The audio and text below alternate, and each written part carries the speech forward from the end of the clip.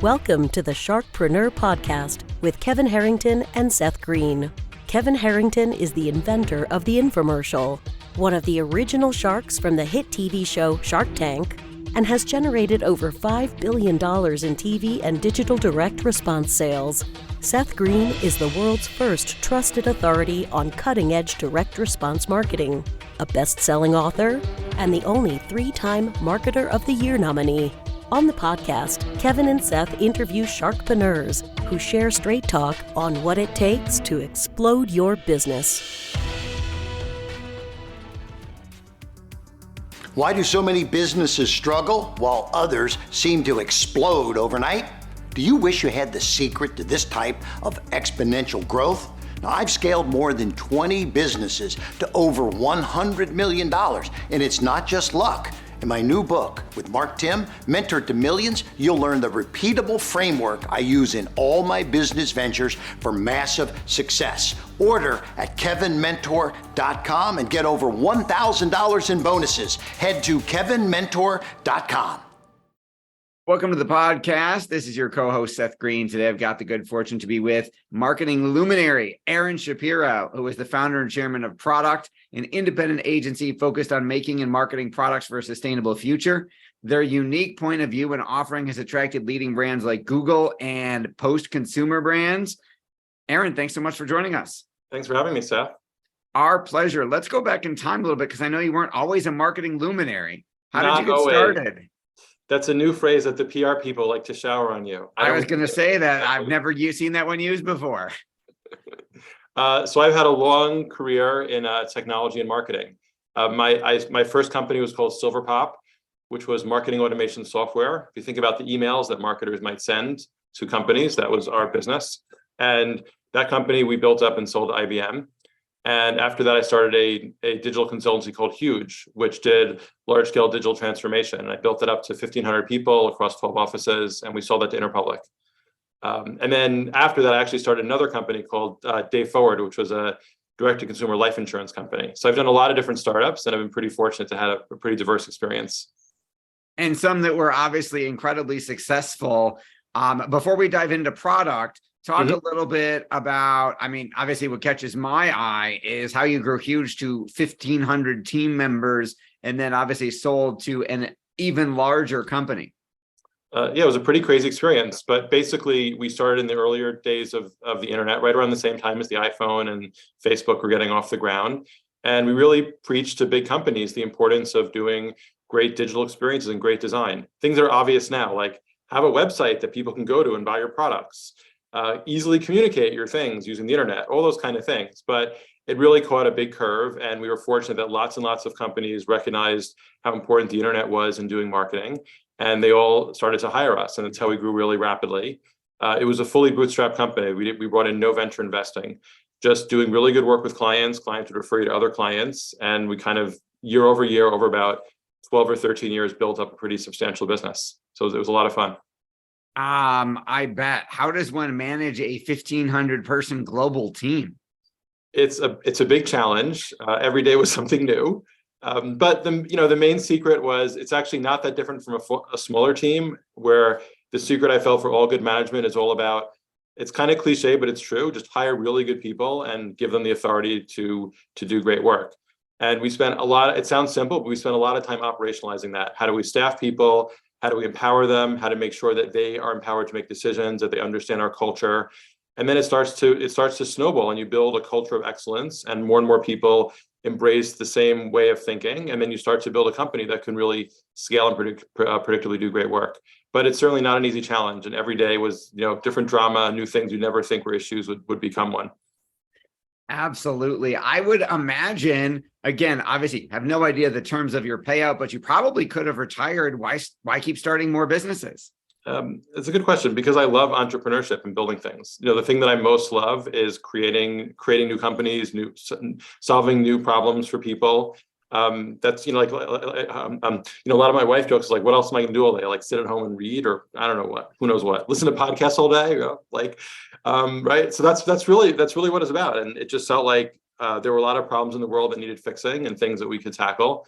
So it was worth going at it again. Well, congratulations on all that. What inspired you to start Product? Well, so after I left Huge right before the pandemic, and that was when our earnout, after you sell the company, you often have an earnout where you stay for a few years with the company that acquires you. So I stayed there, I stayed through the earnout and then left right before the pandemic. And then I was not involved in the consulting agency world or marketing for a few years. And then the pandemic was over and former folks were coming back to me asking about starting an agency or doing consulting work. And what occurred to me was that the world has changed a lot, right? In the last few years, a tremendous amount. Marketing is different, building businesses are very different. But I saw that a lot of companies weren't equipped for what's new. And a lot of the old agencies hadn't really changed with the times. So I thought it was a really good opportunity to start another company. And we have a really strong team around us, are all folks that have worked with me before, mostly at Huge. And then we started to make a go for it. And it's been pretty successful so far. What do you think? I mean, you've gotten so much recognition, whether it's Fast Company, Ad Age, Adweek. What do you think makes Product stand out and differentiates you? Well, the biggest thing about the world right now is that, there's a lot of, we can think a lot about how much is different and the same between now and a few years ago, right? There's a lot of different stuff. But what's probably less talked about is that, first, we all expect, if you think about the world and how to interact with companies, we all expect a level of immediate gratification that never existed before the pandemic. If you think, even like you think about this podcast, in the old days, maybe I would have gone to a studio to record it, right? Now it happens all over Zoom. But at the same time that we all expect everything now, digital usage has actually peaked and is declining right now, which not a lot of people realize. Fewer people use the internet now than they do even a year ago. And that's because digital has fully saturated and we're in kind of a new marketing landscape. And a lot of that landscape is really around the idea of sustainability and thinking about how to make a business sustainable long-term, which isn't just about green, but it's about how do you make a business that's long-term viable and successful, even when you have inflation, you have an economic uncertainty, a lot of the things that are happening right now in the world. And that's a lot of what we focus on. And we think that having this kind of perspective is really the way companies need to be thinking about in the future. We actually think that we're at the start of one of the greatest periods of innovation that are going to happen, probably as much change now in the next 10 years as since the early internet. You can see the explosion of AI and ChatGPT and stuff like that as a big example of that. You could also see a lot of the moves towards decarbonizing our economy, the growth of electric batteries and electric cars and wind farms. That kind of shift to decarbonizing is going to affect every single sector in our society. So it's a really, really big shift. And you combine those two things, we're entering a pretty new era. And that requires a very different way to market it and think about one's business. Well, you're talking about trends and things that are coming. How do you future-proof your business in an era of like constant change? That's a great question. The biggest thing that we think about is really going back to business fundamentals, where too many companies in the last decade have grown up with this orientation that it's grow at any cost or hype, all these things. But we've learned time and time again that there's the fundamental economics of business are what's successful. And it's about making sure that you have a product and service that's valuable to customers, that people make sure that they're going to pay for those services, that you get a good profit on that product, you're delivering on your promise, all those kind of basic blocking and tackling things. And if you have that foundation in place, then that gives you a foundation that you can evolve and turn as the market shifts to really plan accordingly and to really anticipate that your business doesn't have this kind of looming threat that's eventually going to hit you because the fundamentals of the business just isn't sound. And that's a lot about where business is at today. And you can see that with a lot of the crazy stock prices that have happened with companies that went up like this and then in the other way. You look under the hood, those problems still existed during that crazy rise. They were just kind of papered over. And it's really about making sure that your business is sound, you're providing good products and services to good value to customers, and they're going to refer you to more people. And if you have that basics, you're going to be successful as a business, no matter how things change. You're absolutely right there. Now, in the world of, marketing and digital online, the biggest, latest trend that you already alluded to was AI and ChatGPT and stuff like that. Why you're a little bit controversial? Why is ChatGPT not going to take our jobs? That's a really great question. Well, the way we look at the way we look at things like ChatGPT is they're really just tools. They're tools for productivity, just like, let's say, Figma is a tool or Zoom is a tool or anything else. It's just a little bit scarier to some folks because you can think that it sounds like a person, even though it's not. It's just another tool. And the way that we think about AI is that it makes certain tasks much more productive, so that it gives more time for us to do creative and strategy and thinking, and not a lot of the drudgery work. So, for example, we use in all of our work a tool similar to ChatGPT, but for creating images. And that allows a creative to have a weird idea like, oh, I think we should do an ad with, let's say, a frog running down the street. And if you think about how you do that now, you might have to have Photoshop or do some crazy animations. Instead, you could just say, frog running down the street, and you automatically generate with an AI, literally a frog jumping down the street. And that is a tremendous time saver, and it also unlocks a lot of creativity. It means you can think about more and more creative things. And it means the creatives are spending more time thinking and ideating and less time actually doing the drudgery of how do you make something really happen logistically. And so when you think about it that way, it unleashes a lot of creativity, and it lets us do lots more testing about what ads can work and not work to really make sure that the messages that companies do finally push out at scale are much more effective. You alluded to the decarbonization trend. Mm-hmm. I get it when you think about like a company like Tesla or a company that's manufacturing things that run on, let's say, where their products need that electric battery. Talk about how that affects the rest of the world. That's a great question. Well, first, you could say, let's say that we don't care about these issues. Why should I as a company care? I'm just here to make the most money. That's what my business do, maximize shareholder value, right? Well, the answer to that is that many studies have shown that as a result of the pandemic, more and more consumers, in fact, most consumers now explicitly choose products and services based on the companies that share their values. So if a consumer cares about the environment, they are going to be more likely to buy products and services that are environmentally friendly as well. And that's why every company needs to have a sustainable strategy where they can make sure that they continue to be in sync with consumer expectations.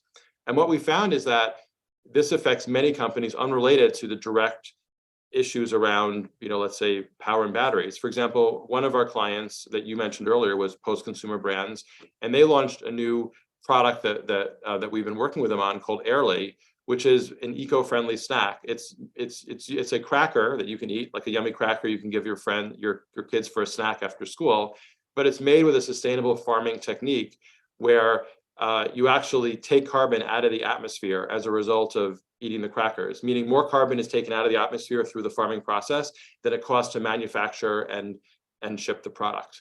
So that's a small example, but it means that consumers can legitimately feel like they're doing good by helping save the planet by eating these crackers.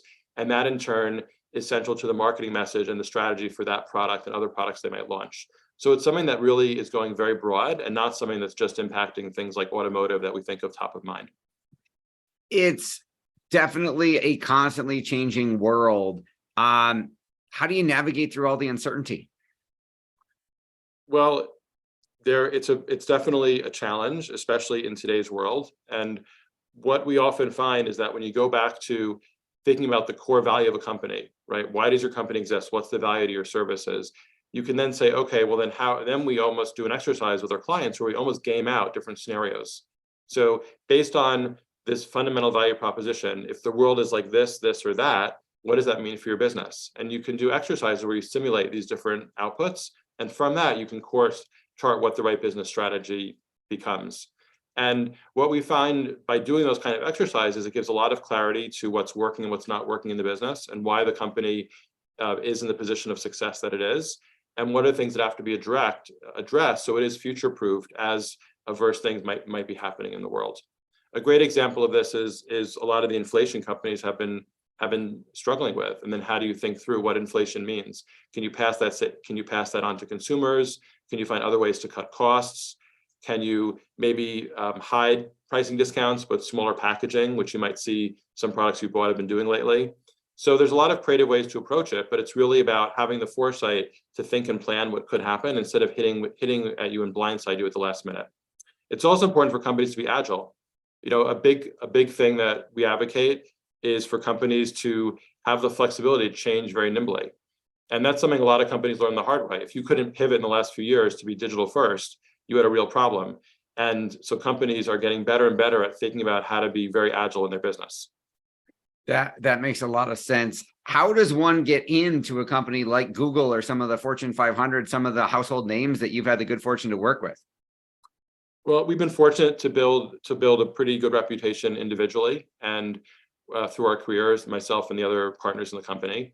And word is starting to spread about products. So we're fortunate that companies are starting to reach out to us too. So it's like any business, if you do good work, other people find out about you, and then you kind of grow through word of mouth. That's usually the tried and true way of building these companies. But it's certainly no easy task, and we cherish all of our client relationships and work really hard to make sure that they're successful. Your passion is obvious. What do you like best about what you're doing? What I like best is it's really interesting seeing the inside of these companies and learning about them, and then thinking about their problems and how to solve them. I always find I found it very rewarding throughout Huge as well, where you're lucky enough to see the inside of so many businesses and so many problems, and you see the similarities between companies, how they're different, and you apply lessons from one business to others. And that's really interesting intellectually. Absolutely. Well, we know your time is incredibly valuable. We greatly appreciate you spending some of it with us. Who's an ideal client for product? Because we're not all decision makers at Google. The biggest client, the best ones are companies that are passionate about innovation and want to do great innovative things. And that's really the common denominator. We work with plenty of companies that aren't super glamorous like Google. The commonality is that they really want to do great work and do things that will really make an impact in their sector. All right. Well, we greatly appreciate it. For folks who are watching or listening who want to learn more about all things Aaron Shapiro, where should they go to learn about Aaron, product, and then your digital growth manual, Users Not Customers? So the product website is productinc.com. My personal website is aaronshapiro.com. My book is a little bit old. It's about 10 years old. It's called Users Not Customers. I'm actually coming out with a new book that's going to be coming out in a few months. But those are the best places to find me. Awesome. Well, when the book comes out, let us know. We'll have you back on to talk about the book. This has been Seth Greene for Sharkpreneur with Aaron Shapiro from productinc.com. Aaron, thanks again for joining us. Thanks for having me. Thanks everybody for watching or listening. We'll see you or talk to you next time. Do you need money to fund your idea, product, or service? Are you ready to take your business to the next level, but need capital to get it done? Kevin Harrington has heard more than 50,000 pitches and knows how to help you make the perfect pitch to get the funding for your entrepreneurial dream. He's distilled the process down in his perfect pitch cheat sheet, and it's yours for free. Just text PITCH to him right now at 727-888-2100. Text PITCH to 727-888-2100 right now and claim your free perfect pitch cheat sheet. Text PITCH to 727-888-2100 to start funding your dream today. This show has been produced by Market Domination, LLC. To discover how you can have your own show completely done for you and turn it into a real published book and become the authority in your marketplace, go to www.marketdominationllc.com/podcast offer.